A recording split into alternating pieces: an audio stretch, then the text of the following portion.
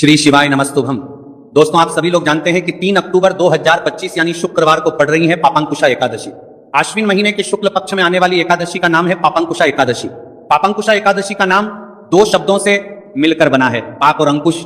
और पापांकुशा एकादशी व्यक्ति के सभी पापों और अपराधों पर अंकुश लगाती है, इसलिए इसे पापांकुशा एकादशी कहते हैं। और पापांकुशा एकादशी का व्रत रखने वाले भक्तों के सभी पापों का नाश हो जाता है और ऐसा व्यक्ति सद्मार्ग पर चलता है। इस बार पापांकुशा एकादशी के दिन भद्रा भी लग रही है। अगर कभी भी मौका लग जाए तो आप लोगों को पीपल के पत्ते पर राम लिखकर बहुत छोटा सा उपाय करना है। इन दोनों का संयोग बहुत ही कम आता है। इस दिन आपको एक पीपल के पत्ते पर राम वाला उपाय तो आपको अवश्य ही करना चाहिए, क्योंकि ऐसा दिन पूरे साल में सिर्फ एक ही बार आता है। और दोस्तों, आप सभी लोग जानते हो कि शुक्रवार का अगर सबसे बड़ा कोई उपाय है तो वह पीपल के पत्ते पर राम वाला उपाय। तो दोस्तों, शुक्रवार एकादशी के दिन आप लोगों को इस पीपल के पत्ते पर राम लिखकर बहुत छोटा सा उपाय करना है। बहुत सारे लोग होंगे जिन लोगों ने इस उपाय को ना किया हो, मतलब पूरा साल निकल गया, उन्होंने किसी भी दिन इस पीपल के पत्ते पर राम वाला उपाय को ना किया हो। पर दोस्तों, आपके पार के लिए हमारी एक पहला मौका बचा हुआ है, जो कि 3 अक्टूबर 2025 शुक्रवार के दिन है।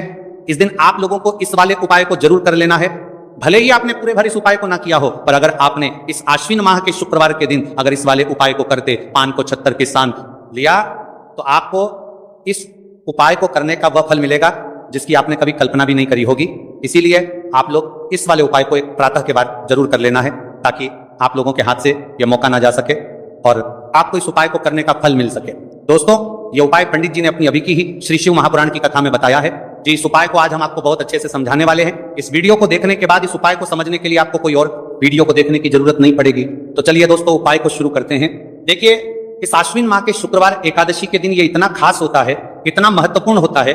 देखा गया है कभी कभी बड़े बड़े पूजा पाठ अनुष्ठान से जो मनोकामना पूर्ण नहीं होते, आश्विन माह के शुक्रवार एकादशी के दिन एक छोटे से उपाय करने से ही आपकी मनोकामना पूर्ण हो जाती है। और बहुत सारे लोगों ने इस उपाय को किया भी है और उनको इस उपाय को करने का फल भी जरूर मिला है। अगर आप लोग भी इस उपाय को करना चाहते हैं, तो आप इस उपाय को करना चाहते हैं को पहले अच्छे से समझ लेना, सुन लेना, उसके बाद करना। आपको इस उपाय का फल जरूर मिलेगा। और इस उपाय को कर लेने से आपके घर में चाहे किसी भी प्रकार की दुख और समस्या क्यों ना चल रही हो, आपको उसका कारण भी नहीं पता है कि भाई ये समस्या किस कारण से चल रही है, उसका कुछ भी कारण हो सकता है, जैसे पितृदोष हो सकता है या किसी भी तरह का मंगल दोष भी हो सकता है। तो इस दिन आप लोगों को ये वाला उपाय कर लेना है। ये एक ऐसा उपाय है जिस उपाय को अगर किस विशेष दिन पर किया जाए तो भाई उस विशेष दिन का जो है वह तो हमें मिलता ही मिलता है। पर हमने उस दिन पर इस उपाय को किया है तो हमें उससे भी बड़ा फल मिलता है, और फल बहुत जल्दी मिलता है, क्योंकि आप इस उपाय को बहुत ही बड़े और विशेष दिन पर कर रहे हो। तो चलिए अब उपाय के बारे में बात करते हैं।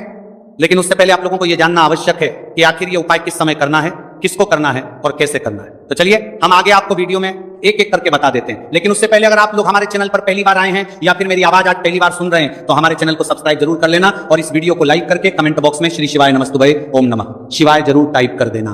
तो दोस्तों, इस पीपल के पत्ते पर राम वाला उपाय को हमें इस शुक्रवार के दिन कैसे करना है, किसको करना है, किस समय करना है और कहां पर करना है, ये सारे सवालों के जवाब आपको इस वीडियो में मिल जाएंगे। और जो ये वीडियो देखेगा भाई, उसको पीपल के पत्ते पर राम वाला उपाय जरूर करना चाहिए, क्योंकि इस दिन पीपल के पत्ते का भी बहुत ही बड़ा और विशेष महत्व होता है। पीपल के पत्ते पर राम वाला उपाय की तो ये सोने पर सुहागा वाली बात हो जाती है, और ये एक बहुत ही बड़ा उपाय हो जाता है शुक्रवार का। तो अब दोस्तों, इस पीपल के पत्ते पर राम वाला उपाय को आखिर करना किसको है, सबसे पहले हम लोग वह बात जान लेते हैं। तो देखो, घर की जो बड़ी माताएं बहनें होती हैं, उन माताओं बहनों में से कोई भी एक बड़ी माता बहन इस वाले उपाय को कर सकती है। और दोस्तों, अगर आप चाहे तो अपने घर में से सभी सदस्यों को भी इस उपाय को करवा सकती है। अगर किसी व्यक्ति की खुद की कोई मनोकामना है, खुद की कोई दुख और परेशानी है जो कि वो अपने लिए ही करना चाहता है, इस वाले उपाय को तो वह खुद अपने लिए भी कर सकता है। बाकी अगर कोई घर में से ऐसा है जो कि अपने पूरे घर परिवार की सुख और शांति के लिए ये वाला उपाय करना चाहता है, तो भाई वो भी कर सकता है। उसमें भी कोई दिक्कत वाली बात नहीं है। कहने का मतलब यह है कि इस उपाय को हर एक सदस्य भी कर सकता है, और पूरे घर परिवार के सदस्य के लिए घर की बड़ी माताओं बहनों में से कोई एक माता बहन भी कर सकता है। माताएं बहनें अगर घर में उपस्थित ना हो या वह ये वाला उपाय ना कर पा रही हो, तो फिर घर का कोई बड़ा सदस्य भी इस पीपल के पत्ते पर राम वाला उपाय को कर सकता है, चाहे फिर वह पुरुष ही क्यों ना हो, उसमें कोई भी दिक्कत वाली बात नहीं है। उसके बाद सदस्य भी पत्ते पर राम वाला उपाय को कर सकता है। बाद में दोस्तों, जो अगला प्रश्न निकल कर आता है वही आता है इस उपाय को लेकर कि आखिर इस उपाय को हमें किस समय करना है, सुबह के समय करना है कि शाम के समय करना है। तो देखो, इस वाले उपाय को आप लोग सुबह के समय भी कर सकते हो और शाम के समय प्रदोष काल में भी कर सकते हो। अब अगर आप पूछो कि भाई साहब सबसे उत्तम समय कौन रहेगा इस पीपल के पत्ते पर राम वाला उपाय को करने का, तो हम आपसे बस यही कहेंगे कि इस उपाय को आप सुबह के समय करेंगे तो ज्यादा बेहतर होगा। बाकी अगर प्रदोष काल शाम के समय भी करेंगे तो भी अच्छा होगा, उसमें कोई भी दिक्कत वाली बात नहीं है। तो अब दोस्तों, जो अगली सबसे बड़ी और महत्वपूर्ण बात आती है वह ये आती है कि सुबह अगर हम उपाय को करेंगे तो हमें कितने बजे से लेकर कितने बजे तक के बीच में करना है, और शाम के समय प्रदोष काल में करेंगे तो हमें कितने बजे से लेकर कितने बजे के बीच में करना है। तो देखो, सुबह जितनी जल्दी हो सके आप उपाय को करने की कोशिश करना। बाकी अगर किसी कारणवश लेट भी हो जाओ, थोड़ी देर भी हो आए, तो 10 या 11:00 बजे तक भी आप उपाय कर लेना, पर 12:00 बजे से ज्यादा देरी ना हो।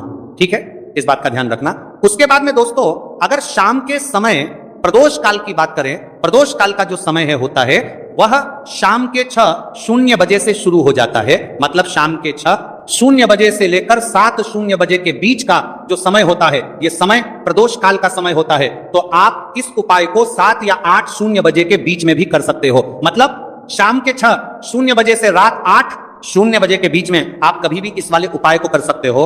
उसमें कोई भी दिक्कत वाली बात नहीं है। हमें किसी भी दिन आपको पीपल के पत्ते पर राम लिखकर बहुत छोटा सा उपाय करना है। ऐसा समझ लीजिए, जितने भी आपके शत्रु हैं, जो भी आपके विरोधी हैं, दुश्मन हैं, जो आपको हर तरफ से परेशान कर रहे हैं, अब उन शत्रुओं की अकड़ निकलेगी। शत्रु का किया कराया भी तुरंत हट जाएगा जब शुक्रवार में आप इस छोटे से उपाय को करेंगे। तो देखिए, आज की वीडियो विशेषकर उन लोगों के लिए ही है जो अपने जीवन में शत्रुओं से और दुश्मन से बहुत ज्यादा परेशान हो चुके हैं। देखिए, जगत जननी मां जगदंबा का हम शुक्रवार में पूजन करते हैं और उनसे जुड़े हुए उपाय करते हैं। साथ ही साथ आपको बता दें कि शुक्रवार में संकट मोचन हनुमान जी का पूजन करने से और उनसे जुड़े हुए कुछ उपाय करने से जीवन के बड़े से बड़े कष्ट भी क्षण भर में दूर हो जाते हैं। तब बहुत कम समय में आपके शत्रु और आपके विरोधी आपके जीवन से दूर हो जाएंगे। आपके दुश्मन लाख कोशिश करने के बाद भी आपका बाल भी बांका नहीं कर पाएंगे, अगर आप शुक्रवार में इस परेशानों के जीवन के पात की बीच ना छोटे से उपाय को कर लेते हैं। अब देखिए, आज का जो समय है यह कलयुग का समय है, और कलयुग के एकमात्र देवता जो अपने भक्तों के जीवन से सारे कष्टों को दूर कर देते हैं वह स्वयं है संकट मोचन हनुमान जी। और संकट मोचन हनुमान जी का पूजन अगर आप शुक्रवार में करते हैं और उनसे जुड़ा हुआ ये छोटा सा उपाय अगर आप शुक्रवार में किसी भी दिन कर लेते हैं, तो ऐसा समझ लीजिए आपके जो शत्रु हैं, आपके जो विरोधी, आपके जो दुश्मन हैं, ये किसी भी तरह से आपको परेशान करने का प्रयास कर ले। आपका बाल भी नहीं है, कर परिवार के जो आपका बाल भी नहीं है, आपके जो नाकोर आपका हर भी नाकोर आप पाएंगे। दूसरी चीज, अगर आपके शत्रु ने आपके ऊपर कोई भी तंत्र मंत्र करवा रखा है, कोई भी जादू टोना, कोई भी ब्लैक मैजिक आपके ऊपर करवा दिया है या करवाने का प्रयास कर रहे हैं, ऐसा समझ लीजिए वो किया कराया आप तक पहुंचेगा ही नहीं। और अगर आप तक पहुंचेगा, आपके बात करते गया है कोई भी ब्लैक मैजिक तुरंत हट जाएगा जब आप इस छोटे से उपाय को शुक्रवार में करेंगे। देखिए, उपाय का रहेंगे छोटा है लेकिन बहुत महादिव्य चमत्कारी है। मतलब उपाय को करने में ना तो आपका ज्यादा समय जाएगा, ना ही इसमें आपके ज्यादा पैसे लगने वाले हैं। और ऐसा समझ लीजिए कि एक बार ही अगर आपने इस उपाय को शुक्रवार में कर लिया तो इसका महादिव्य चमत्कार आप खुद देख लेंगे। तो शुक्रवार के जो 9 दिन होते हैं ये बहुत ही सिद्ध दिन होते हैं। मतलब शुक्रवार के दिनों में नौ माता रानी हमारे घरों में आती हैं, अपने भक्तों के जीवन से कष्टों को दूर करती हैं। साथ ही साथ आपको बता दें कि शुक्रवार के टाइम पर जब भी आप संकट मोचन हनुमान जी के उपाय करते हैं तो मां दुर्गा की आपको असीम और विशेष कृपा मिलती है। मां दुर्गा आपसे बहुत जल्दी प्रसन्न होती है और आपके सारे संकटों को वह दूर कर देती है। तो पीपल के पत्ते में और पीपल के पेड़ में होता है। देवी देवताओं का वास पीपल के पेड़ में श्री हरि विष्णु साक्षात मां लक्ष्मी वास करती है। पीपल के देव में हमारे पितरों का वास होता है। पीपल का जो पेड़ होता है, इसका पूजन करने से शनिदेव की कृपा, उनका आशीर्वाद मिलता है। और पीपल का पत्ता जो है, इसका उपाय शुक्रवार में करने से व्यक्ति के जीवन से बड़े संकट और कष्ट दूर हो जाते हैं, जिसमें कि शत्रु और आपके दुश्मन जो हैं ये पूरी तरह परास्त हो जाएंगे, चारों खाने चित्त हो जाएंगे और कभी भी आपका कुछ नहीं बिगाड़ पाएंगे अगर ये उपाय आप करते हैं। तो देखिए, ये उपाय स्त्रियां भी कर सकती हैं, पुरुष भी कर सकते हैं, किसी भी दिन आप करते हैं भी इस उपाय को कर सकते हैं। ठीक है ना। इसमें दिन आपको नहीं देखना है कि किस दिन करें, जिस दिन आप चाहा उस दिन इस उपाय को आप कर सकते हैं। तो शुक्रवार के दिन आपको पीपल का पत्ता तोड़ना नहीं है, उससे एक दिन पहले ही तोड़कर आप पीपल का पत्ता ले आए, या गिरा हुआ जो पत्ता होता है पीपल का वो आप ले ले। ठीक है ना। बस इस चीज का आपको ध्यान रखना है कि सोमवार के दिन पीपल के पेड़ से कोई भी पत्ता हम नहीं तोड़ते। इस चीज का आपको विशेष ध्यान रखना है। तो आपको लेना है पीपल का एक पत्ता और शुद्ध जल से उसे साफ कर लेंगे पहले, जिससे कि धूल मिट्टी अगर पीपल के पेड़ देने वहां और पीपल के पेड़ पर पत्ते पर हो तो वह हट जाए।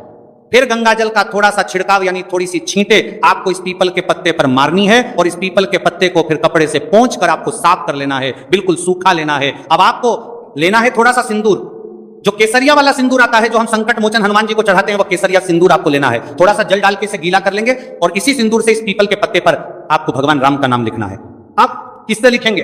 माचिस की तीली ले सकते हैं, उससे लिख सकते हैं। किसी भी तरह से आपको भगवान राम का नाम इस पीपल के पत्ते पर लिखना है। लिख लिया। एक आपको चमेली के तेल का या सरसों के तेल का दीपक तैयार करना है और एक कोई भी आपको लेनी है मिठाई।